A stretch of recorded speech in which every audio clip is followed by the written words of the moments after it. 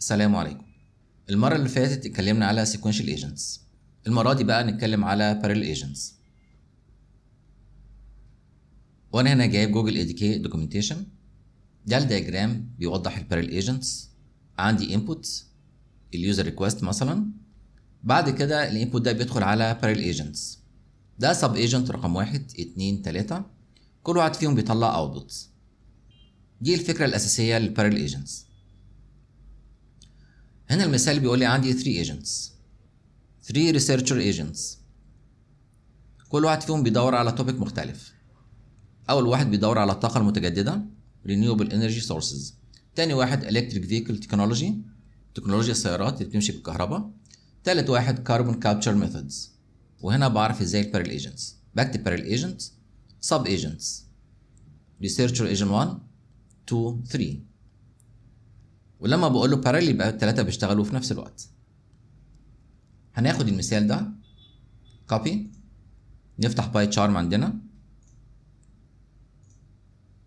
واقف على ADK فولدر. هقول له دلوقتي ADK create parallel agents example. هيسألني على الموديل. هختار جيميناي. هختار جوجل اي اي عشان ادخل اي بي اي كي. وادخل هنا اي بي اي كي. بعد ما دخلت الاي بي اي كي زاد عندي فولدر هنا parallel agents example. عندي هنا الفايل دوت انف اللي فيه الاي بي اي كي. وعندي هنا دندر انات اللي فيها بيقول له import agent اللي هو الفايل ده. وهنا السامبل كود اللي بيعرف روت ايجنت. وزي ما قلنا ADK ويب او ADK ران لازم نشوف حاجه اسمها روت ايجنت. تعالى بقى نشيل الكلام ده ونعمل بيست للكود.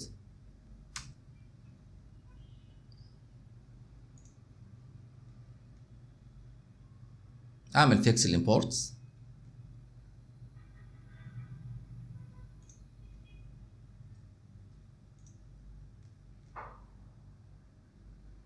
بستخدم تول هنا جوجل سيرش.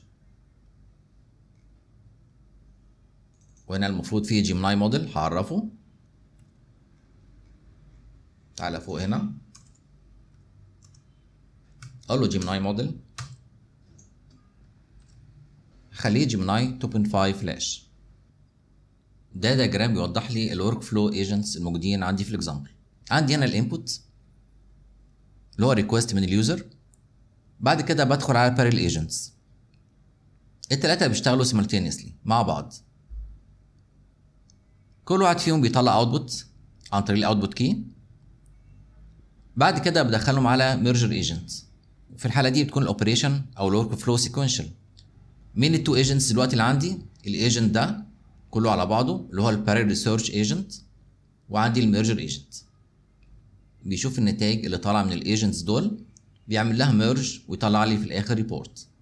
تعالى بقى نشوف الكود. تعالى نقفل ده كمان. اول حاجه بعرف الجيميناي موديل. بعرف الموديل اللي هشتغل عليه او اكتر من موديل حسب الايجنتس. بعد كده اول ايجنت ده ريسيرشر ايجنت 1 عباره عن LLM ايجنت. ده النيم بتاعه. الموديل اللي هيستخدمه انستراكشن مختص ان هو يدور على renewable energy sources.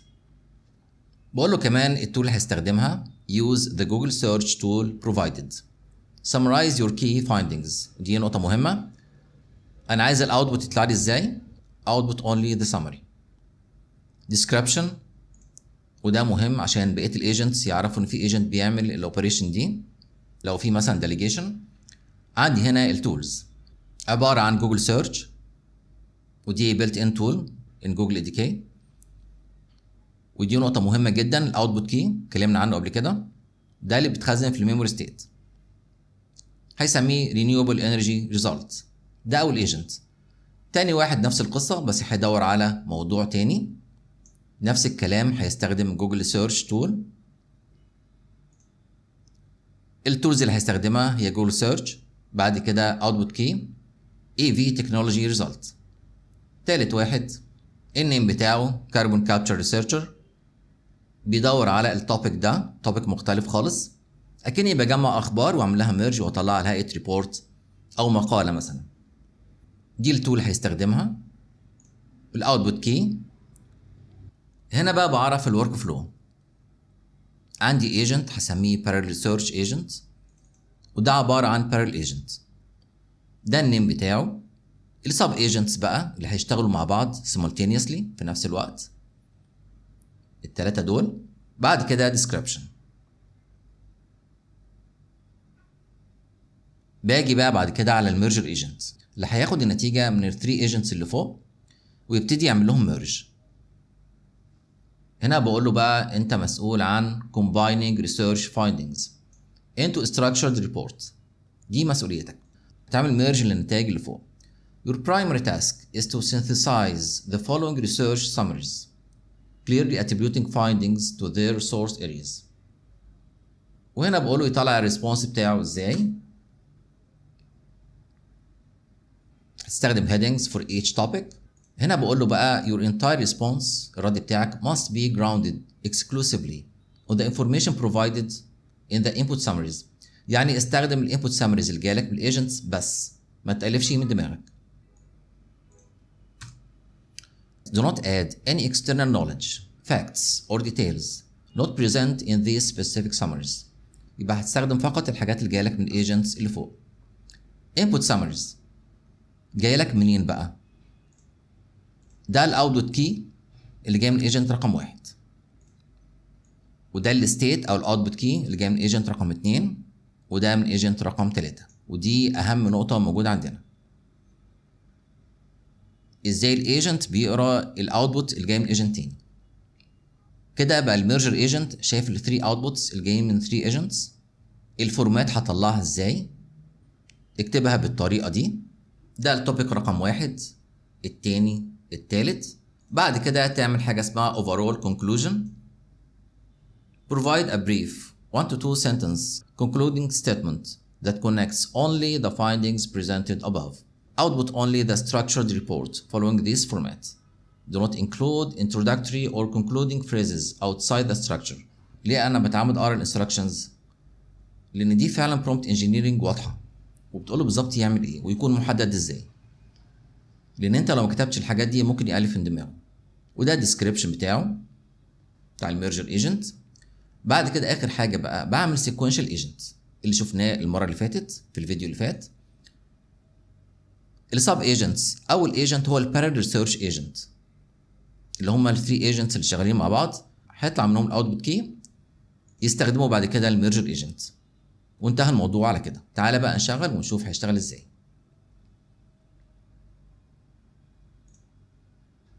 هقول له هنا اديكي ويب،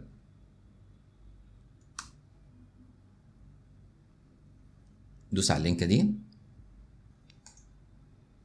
هختار parallel agents زي ما قلنا. اديكي ويب بيجيب لي كل الفولدرز الموجودين عندي. هختار من هنا parallel agents. هو عارف هو هيعمل ايه. هقول له دلوقتي جو اون وادوس انتر.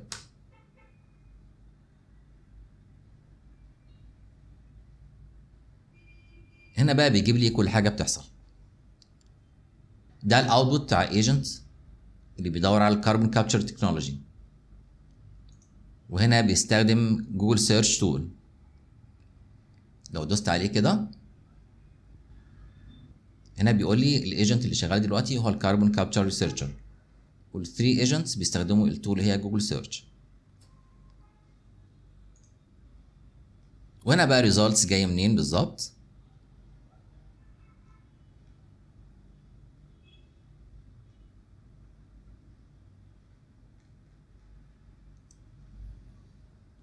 تعالى ندوس هنا. لما اقف هنا حتى بيقول اسم الايجنت اللي هو Renewable Energy Researcher اللي هو الايجنت ده بقى اللي هو الايفي ريسيرشر، تالت ايجنت. بعد كده السامري.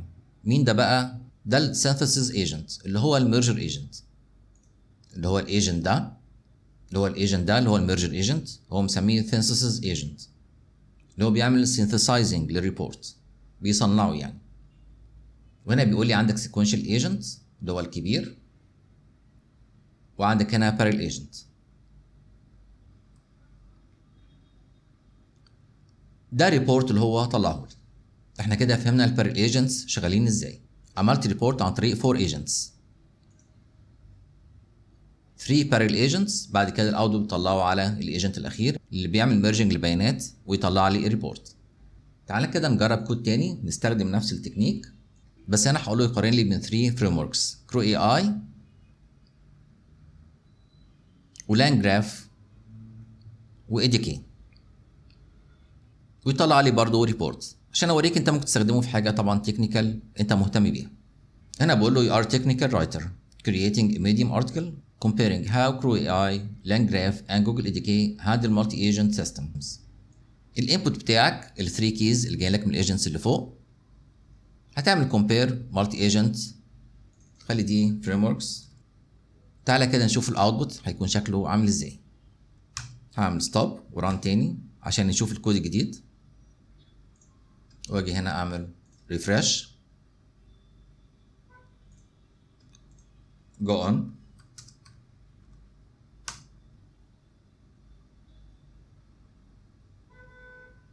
ده اول واحد بيدور على جوجل ايديكي، تاني واحد كرو اي اي، تالت واحد لان جراف، وده الميرجر.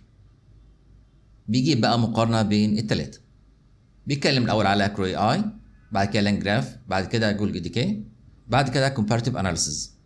مفيد قوي ان انت تعمل ايجنتس يعملوا لك ريبورت بالمنظر ده عشان تقارن بين اي حاجه انت محتاجها. كده احنا شفنا المثال موجود على جوجل ايديكي عن البارل ايجنتس، واستخدمنا كمان السيكوينشال ايجنت. الموضوع ظريف بسيط، بس مهم ان احنا نفهمه كويس، مهم نعرف كمان الاوتبوت كي ازاي نستخدمه. اشوفكم بقى الفيديو القادم مع اللوب ايجنتس. ما تنسوش اللايك، سبسكرايب، تشتركوا في القناه. اشوفكم الفيديو القادم، والسلام عليكم ورحمه الله وبركاته.